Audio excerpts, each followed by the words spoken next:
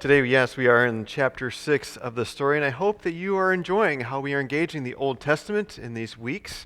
Last week, if you weren't here, you missed a marvelous sermon by Pastor Kurt, and he was preaching on chapter 5. And in that sermon, he stated the prevailing goal of our series, and that is God is in a relentless pursuit of a relationship with people. For God, that pursuit has been far from straightforward or easy. There's been challenges and setbacks, and God has had to make frequent adjustments in response to the actions of people.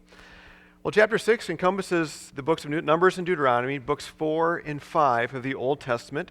God's people have been freed from Egypt, and God established a new covenant with them, the covenant marked by the 10 Commandments given to Moses, and those were guidelines in how the newly freed people were to live in response to God and in response to each other. And like a marriage based on equality, it was a mutual covenant where God and the people lived together in this new relationship. Well, now God's people, they're wandering in the wilderness towards the promised land. And they're on a glorified road trip, we could say. What I want to show you this morning is that something happened on that road trip that we can learn from, and in so doing, strengthen our relationship with God and our faith in God as well. Okay, so many of you have traveled on trips and to nearby destinations, to areas of the country, or even to other parts of the world. And you can sit here this morning and recall some of those recent or past excursions. That time your luggage got lost and it didn't follow you to your destination, or seeing that memorable monument for the first time, or going to that same destination spot that has become a family tradition. How much we travel is affected by our stage of life, and if you're traveling with children. Some of you know what it was like to travel before electronic devices and TVs were in cars, where all you had, kids only had books and whatever else to keep them entertained. When parents are traveling with young children on long road trips, there's a special phrase that has been passed down through the generations, and that phrase is still said today. So the kids, you're on your road trip, kids begin to pester each other. Mom, she's hitting me. Dad, tell her to sit on her side of the car. Mom, Dad, you know this one, are we there yet? The tension builds, the phrase is stated, and this special phrase is stated often in times of frustration, 99.9% by the father in the car. And it goes as this: if you don't settle down, I'll turn this car around. When we travel, we are at the mercy of things that are often beyond our control: weather, traffic, airline issues, and all of us at one point or another have lost our composure in trying to reach our destination.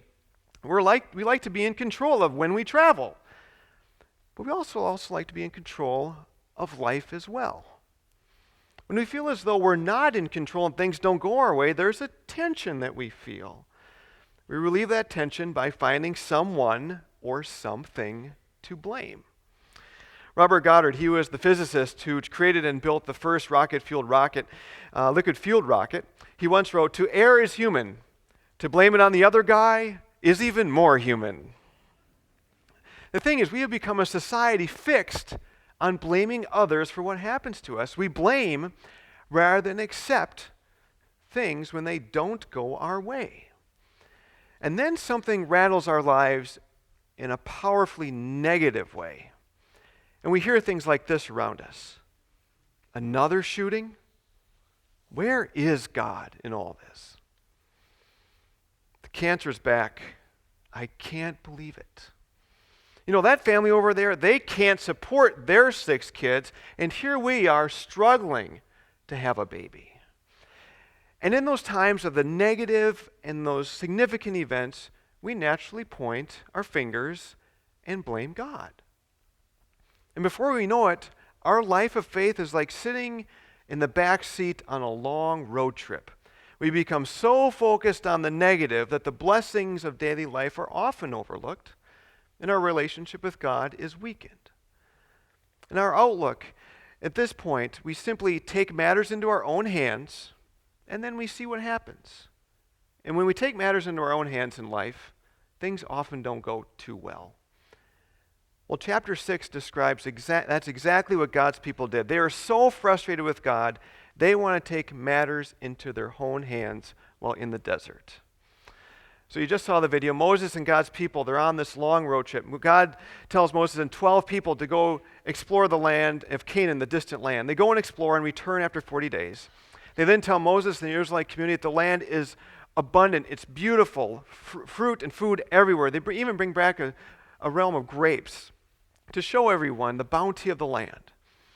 But they said the only drawback was that the people were strong and they lived in very large fortified cities. And a young man named Caleb stood up and he silenced everyone by saying that they should just move forward, just as they've always been. Move forward and take over the land. But a few of the other people didn't want to. They said they can't attack. They're stronger than us. And then those few spread the rumor that the land wasn't that great and that the people were too powerful. And similar to learning that their flight was delayed in an airport, the people sighed in disgust and anger, grumbled and complained to, of course, Moses and Aaron, their leaders, and they say things such as this: "It would have been better to just die in Egypt. Why are we even here? We could die at the hands of those people." And they blamed Moses. They even proposed getting him off the scene and electing a new leader. And then a new leader to take him back to Egypt, rather. And then a young man named Joshua stands up to the assembly and he says, "You know what, everyone, if the Lord's pleased with us, he will lead us into that land, a land flowing with milk and honey, and he will give it to us. Their protection is gone. The Lord is with us. Don't be afraid of them." The assembly's response? "Oh, let's kill him." And from the rebellion, God ordered all the people to wander in the wilderness for 40 more years. What we can see in this story is that a break occurred between God and his people from the people's lack of trust. And what we learn from the scriptures is that God is ongoing, continually seeking a realignment with God and us, with God and you, where there is a loving relationship based on trust. Throughout these stories up to now, from Adam and Eve to Abraham to Joseph to Moses, and now in the wilderness, God is constantly reworking that trust piece every time. God's saying, "I created all that exists, so trust me. I delivered you from Egypt. Do you remember? Trust me. I am giving you these commandments to show you how to live your life in a meaningful, joyful way. Trust me." And all the while, God is wooing people back into faith in him, into a relationship with him.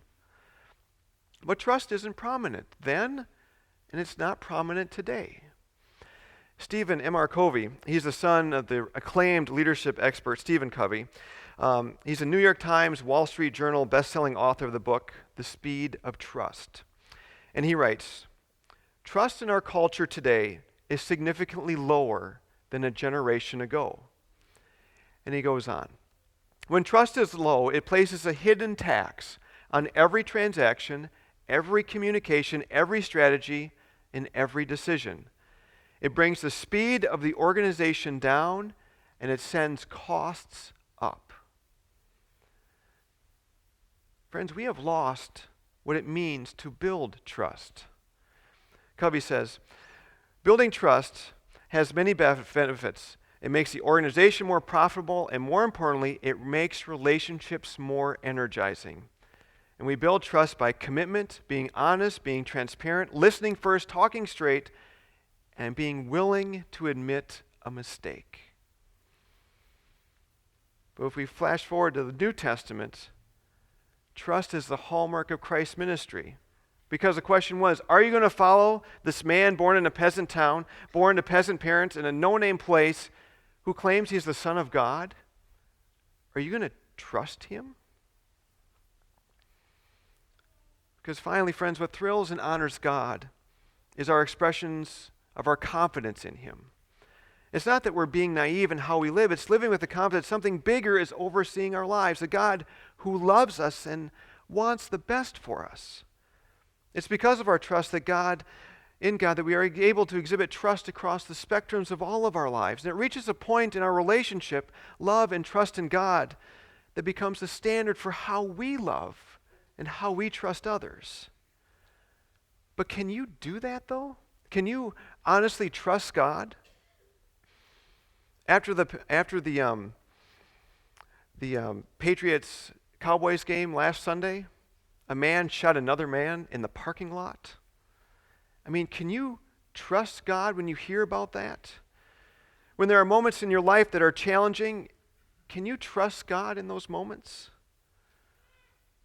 Well, finally, we may not live in a perfect world, but I believe that tragedy has been present since the dawn of creation. And through it all, I believe God can leverage the worst for the best. Because our dependency to God leads to intimacy with God, with each other, and with our world. And all that God is saying in Numbers and Deuteronomy in chapter 6 of this story is, trust me. Trust me. Two simple words from a God who forgives you, who accepts you, who loves you. Trust me. That is good news for us today. Trust me. Thanks be to God. Amen.